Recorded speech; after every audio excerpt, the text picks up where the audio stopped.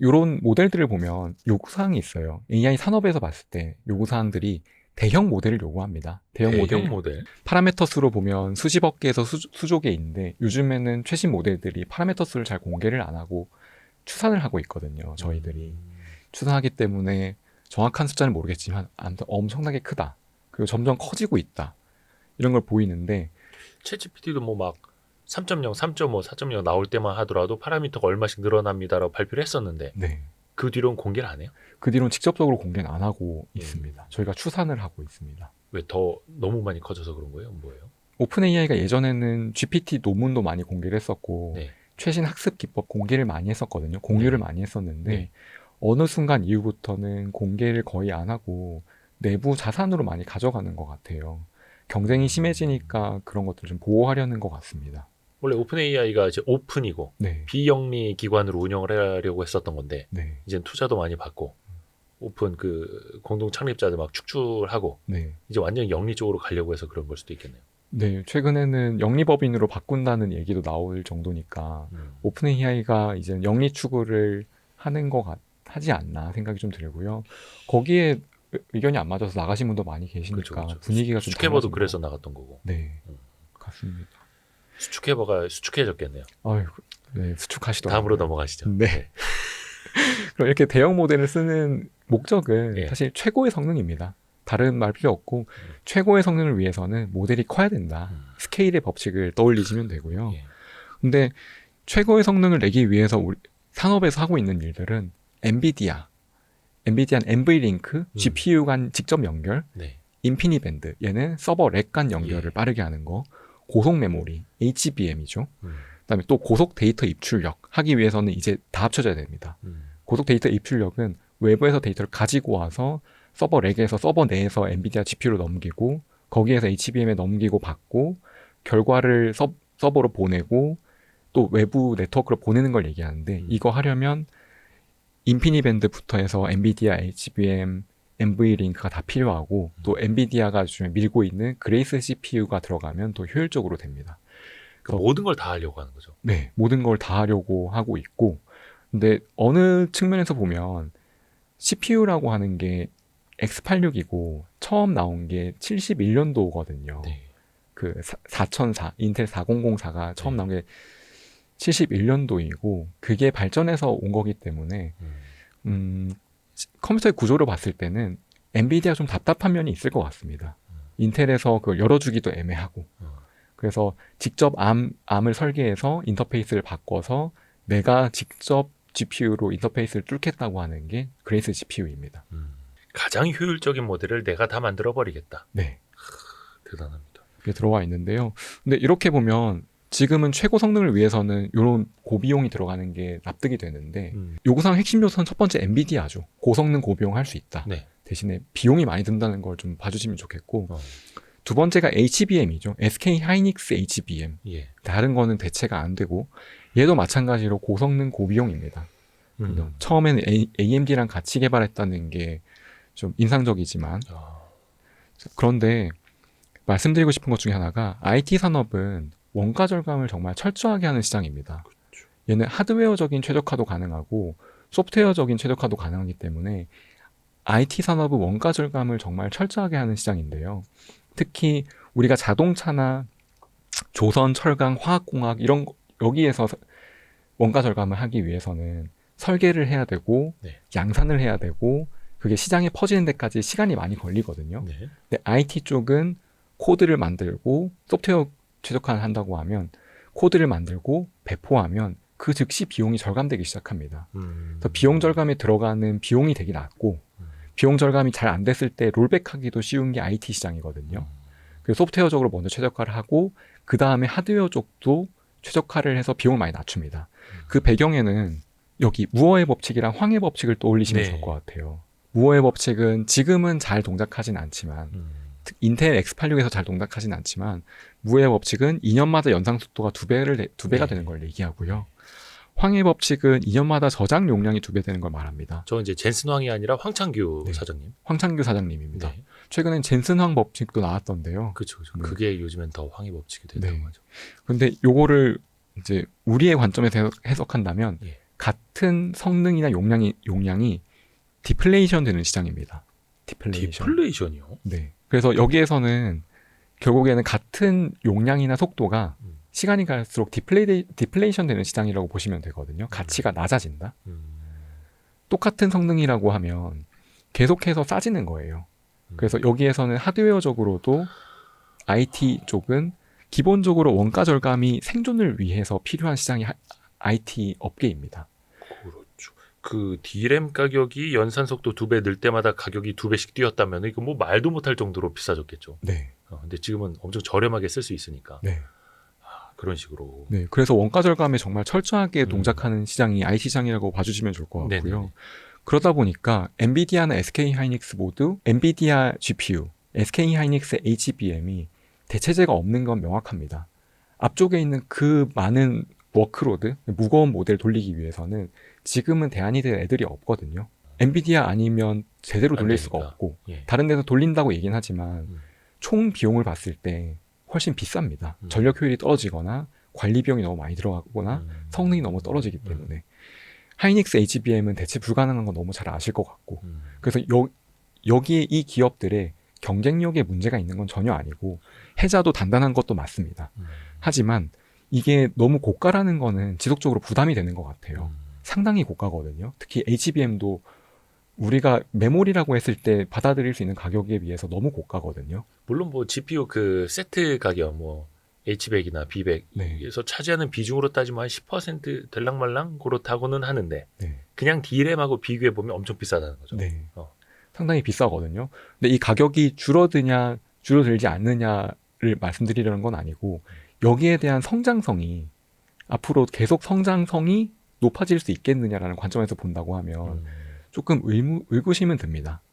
왜냐하면 너무 비싸기 때문에 이걸 커버할 수 있는 기업이 얼마냐라고 봤을 때 많지 않기 때문에 그걸 사서 쓸 수 있는 기업들. 네. 특히 세코이아 캐피털이 계속 600빌리언 퀘스천이라고 해서 이게 두 번째로 나온 글인데 600? 이게 2년째 하고 있거든요. 네. 어떤 얘기냐면은 엔비디아 GPU의 매출을 추산하고 그다음에 그 GPU들이 클라우드 쪽으로 넘어가서 클라우드 매출이 나오고 그럼 대략적인 마진이 나올 텐데 그 클라우드를 기업들이 구매해서 쓰는데 기업들의 매출을 보면 계속해서 기업들은 AI에 빅테크 기업들은 AI에 비용을 소진하고 있는 구조거든요. 이게 얼마나 유지될 수 있을까에 관한 질문이 세코이아 캐피털의 이 질문인데요. 너무 고비용이다 보니까 지속적으로 산업에 부담이 되고 있다라고 받아들이는 게 좋지 않을까 생각이 듭니다. 그러니까 이게 그래서 2024년 상반기까지는 그런 생각 없이 그냥 닥치고 투자, 네. 닥치고 앞으로 뭐 막 이렇게 갔다가 2분기였던가요? 그 실적 발표 이후에 빅테크들도 한 번씩 이제 주가 급락했었고 네. 이 비용 언제까지 감당할 거냐 이런 물음이 한 번 나왔었고 네. 또 지금에 와서는 그래도 투자 안 하면 죽는다. 무조건 우리는 닥치고 공격이다. 네. 또 이렇게 또 가는 흐름이고요. 네. 근데 또 이게 항상 반복이 될 수는 있겠네요. 네. 그 흐름 속에서. 그래서 아까 대형 모델을 말씀드린 거는 최고 성능을 위해서는 대형 모델을 무조건 써야 되거든요. 네. 경량 모델이 대형 모델을 넘어가는 거는 동일 세대에서는 있을 수가 없거든요. 예. 일단 모델이 크고 학습 많이 하고 데이터 많이 때려 넣으면 성능 잘 나오는 거는 명제라고 받아들여도 될 것 예. 같아요. 같은 세대에서는. 네. 그런데 그만큼 뛰어난 모델을 쓰는 시장이 무한하게 확장될 것인가에 대해서는 고민이 필요할 것 같습니다. 어떤 흐름들이 있냐면 우리가 어느 정도의 지능으로 해결할 수 있는 문제들은 여기 나와 있는 라마처럼 경량 모델로 해결이 가능하거든요. 경량 모델이 들어가게 되면 최고 성능의 모델이 아니더라도 문제를 풀 수 있게 되는데 라마를 보면은 모델 사이즈가 정말 작은 것부터 좀 큰 거 그리고 큰 사이즈까지 다 있는데 얘네들이 성능이 점점 좋아지고 있습니다. 그래서 특정한 태스크 어느 정도 한정된 영역에 대해서는 라마를 써도 좋은 성능이 나오게 되는데요. 선생님 질문이 있습니다. 네.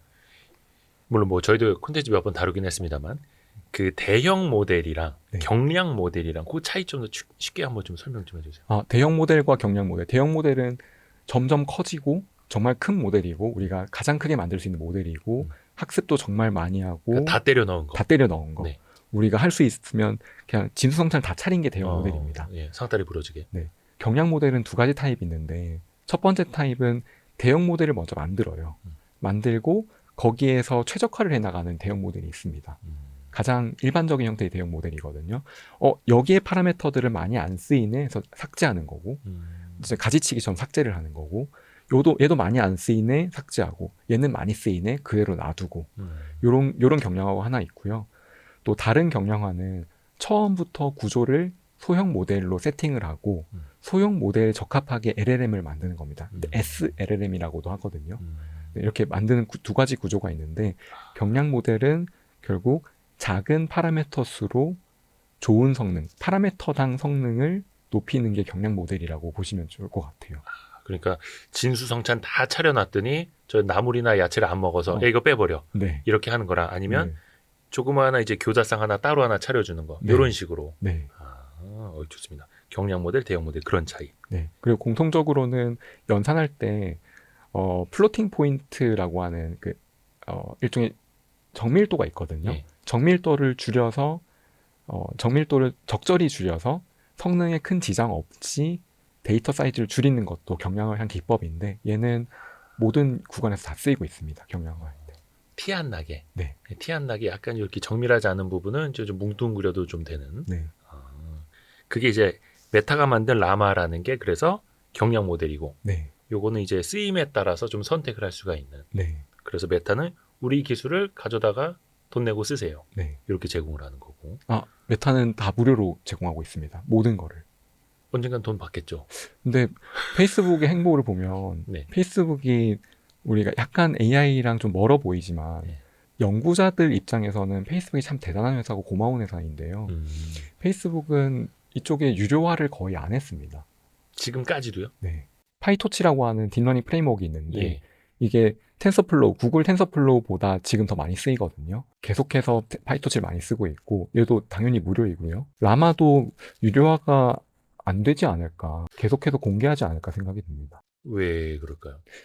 메타의 DNA가 그런 것 같아요. 그런 것들을 오히려 오픈 AI보다 더 적극적으로 잘 공개하고, 또 IT 쪽에 보면은 그 AI뿐만 아니라 하이브라고 하는 데이터 솔루션이 있는데, 얘도 초기에는 페이스북, 그땐 페이스북이었는데 페이스북에서 만들어서 공개를 했었고, 프레스토라고 하는 솔루션이 있는데 이 솔루션도 메타, 그 당시에 페이스북이 만들어서 공개하고, 파이스라고 하는 벡터 연산 라이브러리도 공개하고, 이런 쪽으로 생태계를 되게 잘 만드는데 메타가 많이 기여를 하고 있습니다. 그러니까 사실 메타가 생태계를 만드는데 좀 진심인 네. 거죠. 사실 오큘러스 뭐 이것도 그 하드웨어를 팔아먹기 위한 게 아니라 네. 오큘러스 생태계를 만들기 위함이었고, 네.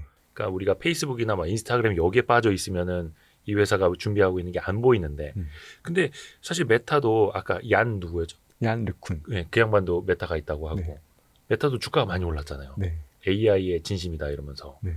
근데 결국엔 그런 라마 같은 뭐 돈을 벌어야 지금 이제 올라가는 주가가 좀 설명이 될 텐데, 네. 메타는 무슨 생각을 하고 있을까요? 제 생각에는 메타는 SNS 플랫폼을 많이 갖고 있잖아요. 네. 페이스북, 인스타그램, 스레드가 있는데 여기에서 추천을 하면서, 첫 번째 추천하면서 광고 이득을 많이 받는 것 같습니다. 추천 성능이 괜찮은 편이거든요. 그렇죠, 그렇죠. 그리고 광고도 효율이 인스타그램이 다른 매체보다 좋은 편인 것 같습니다. 해보면. 그래서 여기에서 우리가 추천하기 위해서는 사실 AI가 뒷단에 들어가 있어야 되는데, 네. 이 사람은 어떤 성향을 가지고 있고 이런 상황에서 어떻게 추천해야지 잘 반응하고 잘 전환될 것인지를 예상해야 되는데, 그 기능을 만드는 걸 잘하는 것 같고요. 거기에서 돈을 많이 버는 것 같습니다. 그러니까 저도 아직 그 메타를 잘 이해를 못해서 나중에는 네. 오늘 사실 요건 거의 앞부분은 엔비디아는 사실 계획이 다 있었구나 이런 느낌이었다면, 나중에는 메타가 다 또 계획이 있었구나. 요거 한번 또 부탁드리겠습니다. 네. 감사합니다. 그리고 어디까지 얘기하고 있어요? 예, 계속 좀 이야기 좀. 네. 그래서 라마라고 하는 경량 모델이 있는데요. 예. 이게 지금은 대형 모델 중심으로 나가고 있으니까 우리 모두 대형 모델에 많이 관심이 가 있는데, 비용에 대한 얘기가 들어올 수밖에 없을 것 같아요. 세코이어 캐피털이 그런 얘기를 하고 나서 각각의 빅테크들이 각자 IR 할 때 여기에 대해서 직간접적으로 얘기를 했거든요. 우리는 비용 통제하면서 하고 있다. 이게 메타 쪽이었고요. 그 다음에 구글은 우리는 여기에 투자를 많이 해야 되고 할 여력이 있다. 이런 톤을 얘기한 것처럼 비용에 대해서는 점점 더 투자자 쪽에서 압박이 좀 생기고 있는 상황이고, 그리고 경량화 모델들도 발전을 하고 있습니다. 네. 과거에 모델들과 비교하면 지금 경량 모델 성능이 상당히 좋거든요. 그러면 경량 모델이 들어간다고 가정했을 때 모델이 경량화되면 엔비디아에 대한 수요 증가폭이 감소할 수는 있을 것 같거든요. 예. 그리고 HBM에 대한 수요도 감소할 수 있을 것 같거든요. 왜냐하면 GDDR, 이게 레거시 메모리죠. 일반적인 GPU에 쓰는 메모리가 그렇죠. GDDR인데 네. 얘가 128GB per sec가 나오고요. HBM3E가 1.25 TB per sec가 나옵니다. 네. 한 9.24배 정도 속도 차이가 나는데 만약에 연산 속도가 동일하다고 했을 때 모델 사이즈가 10배가 작아진다고 하면 네. 사실상 사용자에게 기대할 수 있는 결과는 동일해요. 경량 모델로 간다면 네, 굳이 HBM까지 필요 없이 네, 그냥 기존의 GDDR 램을 갖다 껴도 된다. 네. 그래도 사용자에게 리스폰스 타임은 거의 동일하다. 똑같다. 네, 쓰는 똑같다. 사람은 모른다. 못 네. 느낀다라는 거죠. 네, 물론 모델 퀄리티가 떨어질 수는 있겠지만 모든 경우에 대형 모델을 써야 될 필요는 없기 때문에. 그렇죠. 이렇게 예를 들어 밥상 차리고 이래야 되는데 밥숟가락으로 떠주나 네. 포크레인으로 떠주는 거에 전 필요 없는데 이럴 수도 있는 거고. 네, 그래서 뭔가 약간 느낌이 HBM의 성장세가 영원할 수는 없다 이런 느낌인데요. 네, 저는 그래서 HBM 성장세가 어느 순간에는 꺾인다. 세츄레이트하지 않을까, 수렴하지 않을까, 성장률이 수렴하지 않을까 생각이 듭니다. 약간 그러니까 기하급수적으로 성장하는 시장이 아니라 네, 그냥 뭐랄까 뭐 GPU나 뭐 다른 거 성장 시장만큼 이게 누울 수도 있다. 네. 저는 그쪽으로 생각을 좀 하고 있고요. 보면 모델 사이즈가 10배 작아진다고 가정했을 때 지금 각각의 최신 칩 기준으로 10배 차이가 나는데 물론 HBM이 더 빨라지고 있지만 경량화가 20배가 되고 30배가 된다고 했을 때는 HBM과 성능 차이가 거의 안 날 수 있을 것 같거든요. 또는 HBM, 여기는 연산 속도가 동일하다고 가정했는데 연산 속도가 동일하지 않고 연산 속도가 더 느리더라도 사용자에게 최종 도달하는 리스폰스 타임은 비슷할 것 같거든요. 그래서 왜 그 텐스토렌트 짐 켈러 네, 또 HBM 필요 없다. 네, 나는 D램 갖다 꽂을 건데 네. 이러고 있는 거랑 똑같은 얘기예요. 그러면 네. 그분도 그렇게 생각하시는 것 같습니다. 물론 이거는 제가 말을 잘못한 것 같은데요. 왜? 짐 켈러님께서 그렇게 생각하시는 것 같습니다. 네. 네. 그분도 우리 와이스 구독하시려나? 네. 근데 그게 또 이제 학습이 아니라 추론의 영역으로 가버리고 네, 언어 모델도 대형이 아니라 경량 모델로 가버리면 하드웨어 시장의 판도도 바뀔 수 있는 거네요. 네. 야, 이것도 우리 얼마나 좋습니까? 와이스트를 보면서 이렇게 또 미리미리 또 공부를 하고. 네, 여기 옆에 있는 이미지를 보면 그 메타의 AI 가속기 MTIA라고 하는 거거든요. 메타의 AI 가속기. 네, 이게 메타 트레이닝 인퍼런스 해서 TI가 트레이닝 인퍼런스거든요. 네네네. 근데 여기 보면은 그림이 잘 보이실지 모르겠지만 LPDDR을 씁니다. 저전력 DDR5 램을 쓰고 그 핸드폰에 들어가는 D램. 네, 맞습니다. 그런 애들이 쓰이고요. 여기에 들어가는 모델이 추천 모델이거든요. 되게 네네. 간단한 모델. 이전 세대 모델들입니다. 지금 현 세대 AI보다 예전 세대 모델, 작은 모델이 들어가거든요. 근데 이 예전 세대 모델들도 과거에는 학습하기가 되게 빡셌고 고성능이 요구가 됐는데 추천 정도의 워크로드, 어떤 문제를 돌리냐를 워크로드라고 하는데 추천 정도의 워크로드에서는 DDR로 된다는 거거든요. 그런데 LLM도 지금은 초고성능이 필요하지만 점점 최적화되어 가면서 저성능 반도체로 커버한 영역이 늘어나지 않을까 생각이 듭니다. 네, 그래서 아까 보여드린 장표인데 무어의 법칙과 황의 법칙을 잘 생각해서 IT 산업의 원가 절감이 정말 빡세게 일어나는 시장이라는 걸 봐주시면 좋을 것 같고요. 이게 예시가 우리가 산업 사이클을 알면은 이 여러 가지 이해하는 데 도움이 되는 게 RD램이라는 거 아는 분도 계실 것 같아요. RD램이요? 네, 램버스 D램이거든요. 램버스라는 회사에서 만든 D램이고 얘가 엄청나게 고성능입니다. 엄청나게 고성능이고 옆에 있는 DDR SD램이 일반 DDR 램이거든요. 당연히 RD램 시장을 다 잡아먹었겠네요. 네, 다 잡아먹었습니다. 처음에 RD램 나왔을 때는 이건 혁신이다. 야. 이렇게 얘기가 나왔었는데 첫 번째 너무 비쌌고요. 두 번째는 발열이 너무 많아서 점점 시장 점유율을 잃다가 DDR 램, 저가의 DDR 램의 시장을 다 먹혔거든요. 지금 램버스 회사는 특허 괴물이 되어 있습니다. 네, 그래서 이런 역사들도 있고요. 이것만 있는 게 아니라 요거는 조금 더 우리에게 친숙할 텐데 파이어와이어라고 하는 정말 좋은 인터페이스가 있었어요. 데이터 입출력 인터페이스거든요. 네. 얘는 고성능 고비용이지만 고성능 고비용이고 안정성도 되게 높았습니다. 아하. USB 2.0 이거는 우리가 USB 메모리 쓰다 보면은 정말 머리 아프잖아요. 네네. 잘 끊기고 깨지고 불안정하고. 네 불안정하고 띵띵. 딩딩하고 디딩디딩딩 하고 막 이러잖아요. 네네네.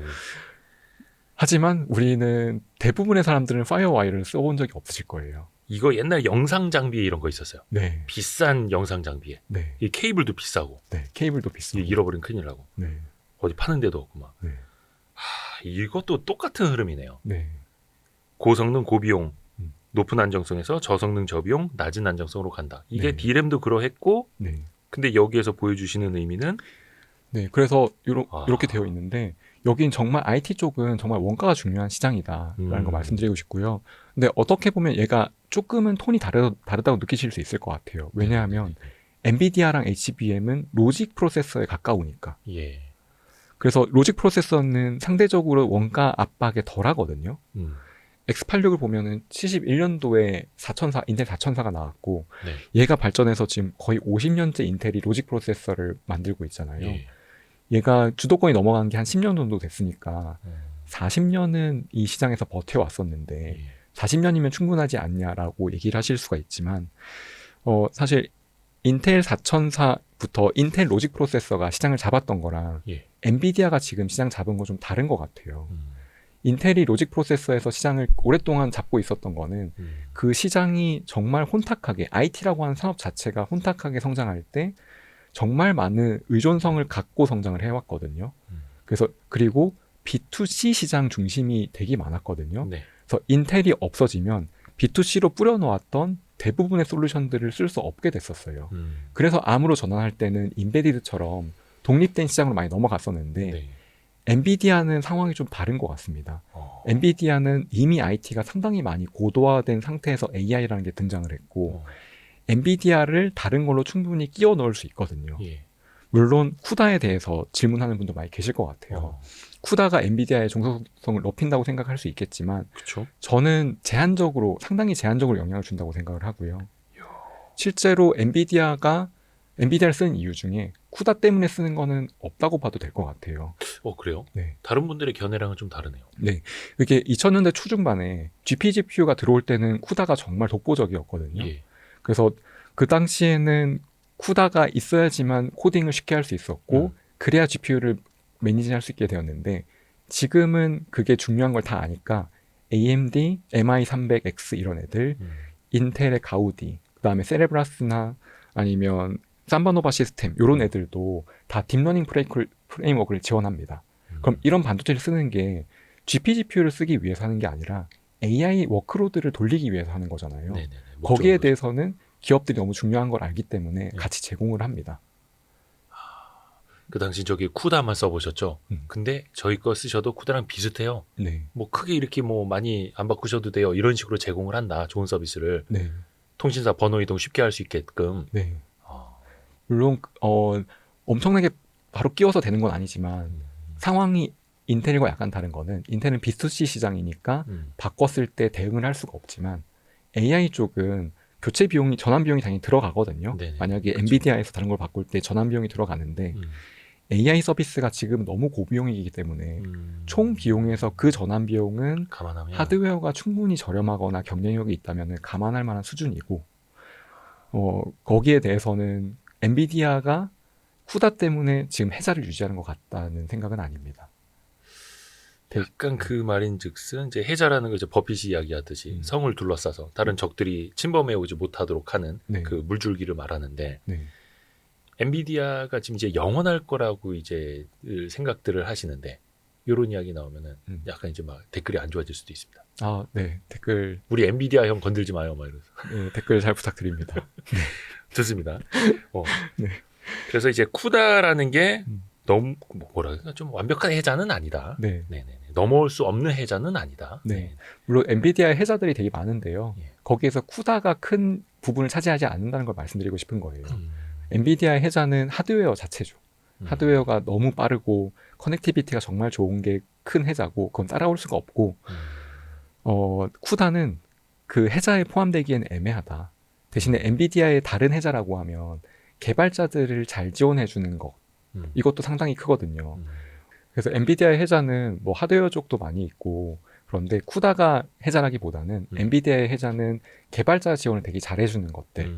그거랑 이미 필드에 많이 들어가서 안정성이 검증된 거라고 볼 수 있을 것 같거든요. 네네네. 예를 들어서 우리가 다른 회사들과 협업을 한다고 했을 때 엔비디아만큼 개발자 지원을 잘 받을 수 있을까라고 물어본다고 하면 그렇진 않을 것 같거든요. 엔비디아는 우리가 역사를 보고 알 수 있잖아요. 예. 20년 가까이 개발자들을 밀착 케어해 온 기업이고 잘 쓰라고 가이드해주고 필요한 거 있으면 하드웨어에 반영해주는 회사인데 아까 서두에 제브리 힌튼 교수 팀 얘기했던 것처럼 네. 다른 기업들의 그만큼 잘 해줄까? 라고 하는 거에 신뢰가 엔비디아만큼 있기가 어려울 것 같고요. 약간 그 고객 만족 감동 서비스 이런 거예요? 네. 엔비디아가? 네. 몰랐네.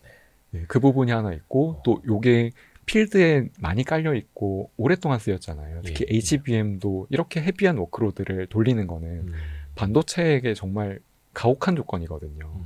반도체가 아무리 기계라고 해도 에러도 나고 그러는데 그쵸. 그걸 되게 컨트롤 잘한다는 건데 다른 회사들도 엔비디아만큼 안정성을 가질 수 있을까? 이런 경험적인 부분에서 엔비디아 혜자가 더 크다고 봐야 될 것 같고요. 쿠다 자체가 혜자는 아닐 것 같습니다.